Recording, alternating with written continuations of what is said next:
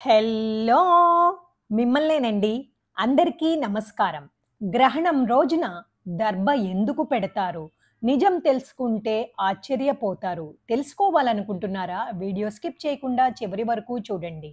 గ్రహణం సమయంలో భూమిపై వచ్చే అతినీల లోహిత కిరణాలు ఆహారాన్ని కలుషితం చేయకుండా రక్షించటానికి పెద్దలు దర్భను నిల్వ ఉండే వస్తువులపై ఉంచుతారు. అలాగే దర్భ బ్యాక్టీరియా పెరగకుండా నిరోధించే గుణం కలిగినందున ఆహారం ఎక్కువసేపు నాణ్యతగా ఉంటుంది. దర్భ పవిత్రమైనది. బ్రహ్మ, విష్ణు, శివుడితో సంబంధం ఉంది అని నమ్మకం. గ్రహణ సమయంలో దర్భ ఉంచటం వల్ల వస్తువులు, ఆహారం పవిత్రంగా, రక్షితంగా ఉంటాయి అని భావిస్తారు.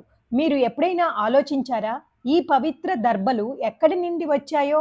కూర్మ పురాణం ప్రకారం క్షీరసాగర మదన సమయంలో విష్ణుమూర్తి తాబేలు రూపంలో మందర పర్వతాన్ని మోసినప్పుడు దానికి సంబంధించిన వెంట్రుకలు ఒడ్డుకు కొట్టుకు వచ్చి కుసుముగా మారాయి. వీటిపై అమృత చుక్కలు పడటం వల్ల దర్భలకు ప్రత్యేక పవిత్రత ఏర్పడింది. ఇంకా వరాహ పురాణం ప్రకారం ఇవి విష్ణుమూర్తి వెంట్రుకలే అంటారు. ఇంకా కొన్ని కథలలో విశ్వామిత్రుడి సృష్టి అని కూడా అంటారు. దర్భలలో సాధారణ దర్భ, కుశదర్భ, బర్హిష దర్భ అనే 3 రకాల దర్భలు ఉన్నాయి.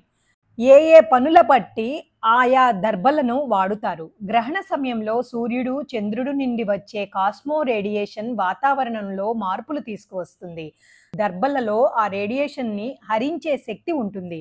కొన్ని పరిశోధనల ప్రకారం ఆహార పదార్థాలపై దర్భ ఉంచితే రేడియేషన్ ప్రభావం తగ్గుతుంది. నిల్వ ఉండే ఆహార పదార్థాలపై అందుకే దర్భను ఉంచుతారు.